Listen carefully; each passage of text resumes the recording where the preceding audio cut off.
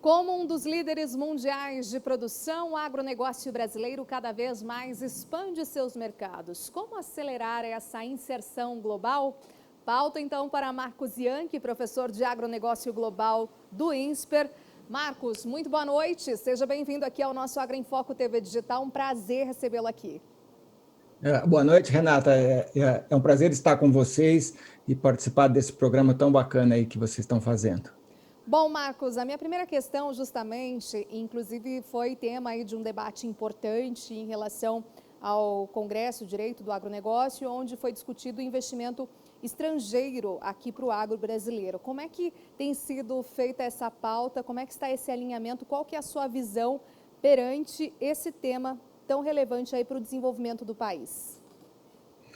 Bom, esse tema ele está num limbo jurídico desde aquele parecer lá de 2010, né, que dificulta a compra ou arrendamento de imóveis rurais por estrangeiros residentes no país ou empresas brasileiras com controle de capital estrangeiro, né? Quer dizer, basicamente empresas que estão aqui, mas que são controladas por estrangeiros, ou então estrangeiros que são residentes. E desde aquele parecer, existe uma situação que mesmo aqueles investimentos feitos há muitas décadas por empresas estrangeiras, por exemplo, no setor de açúcar e álcool, no setor lá de celulose, poderiam ser questionados por conta da presença de capital externo. E isso precisa ser resolvido cedo ou tarde. Na verdade, esse imbróglio já tem mais de 40 anos, começa lá nos anos 70, a lei foi lá para um lado, para o outro, e continua até hoje esse limbo jurídico, né? E a gente tem que resolver esse assunto, né, Renata? Porque a gente quer atrair capitais externos e quer também permitir que essas empresas que estão aqui continuem operando com maior segurança jurídica, né? Então, me parece que é um tema que deveria seguir o processo a partir daquele PL 2963 que foi feito pelo senador Irajá, que fosse lá para o Congresso e que fosse eventualmente ajustado, se for o caso, mas que pudesse ser aprovado, dando segurança jurídica a esse tema. Muito bom. Bom, com esse desdobramento mais político, né, professor, você acha que, digamos, uma certa pressão ali em termos do ambiente político, isso pode vir a ter uma acelerada aí nesse processo? Qual que é o seu feeling nesse sentido? Infelizmente, eu acho que não há muito boa vontade do governo para fazer esse assunto andar, né? Houve uma ideologização grande do tema por conta de supostos riscos que viriam se a China fizesse grandes investimentos aqui no Brasil. Tem assim, o próprio projeto traz um monte lá de restrições em relação, por exemplo, a não ser permitida a compra no bioma da Amazônia, mesmo lá nos estados da Amazônia legal, nas faixas lá de fronteira, não pode haver compra por empresas estatais estrangeiras ou por governos através de fundos soberanos, mas ainda assim há muita resistência de parte do agronegócio e do governo atual. E isso pode significar mais alguns anos de limbo jurídico, o que é muito ruim, né? Eu acho que a gente tinha que fazer os ajustes necessários, tem que discutir aí para saber que riscos que existem, mas efetivamente resolver essa questão, uma vez que o agronegócio tem recursos naturais, tem inovação, tem agricultores, e o que falta mais é capital de longo prazo. E esse capital poderia estar vindo através deste grande projeto, né? Sim. Olha só, recentemente, né, a ministra da Agricultura, Tereza Cristina, esteve reunida aí com Tom Vilsack, o secretário lá dos Estados Unidos para a Agricultura. E aí, claro, a gente sabe, já conversamos em outras oportunidades desse maior aprofundamento da relação, onde ela se colocou aí bastante alinhada, né, e disposta aí nesse diálogo mais atrativo com os norte-americanos, né? Como é que a gente pode ver esse alinhamento, professor? Eu acho que é fundamental, sabe? Porque eu estive com Tom Vilsack quando eu fui presidente da Única. Ele é um grande admirador do programa de biocombustíveis do Brasil, principalmente etanol. Estados Unidos e Brasil são os dois maiores líderes da produção e da exportação de etanol no mundo. Portanto, tem uma agenda aí ligada a clima extremamente relevante. A gente tem que lembrar que a questão de energias renováveis, né, versus fósseis, a questão lá de transporte, são os dois maiores problemas na questão das mudanças do clima. Transportes e energia respondem por 73% das emissões de gases de efeito estufa do planeta, enquanto que o desmatamento é cerca de 6%. Portanto, a gente tem uma agenda aí muito positiva para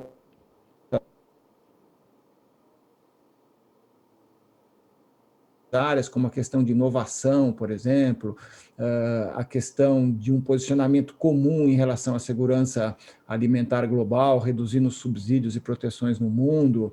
Enfim, a gente tem diversas agendas com os Estados Unidos que são muito positivas e que podem ser desenvolvidas a partir desse relacionamento da ministra com o secretário Vilsack, né, que é um craque, ele já foi secretário durante 8 anos lá do Obama, conhece super bem a agricultura dos Estados Unidos, está por trás daquele grande programa americano que vai ser lançado de redução de emissões.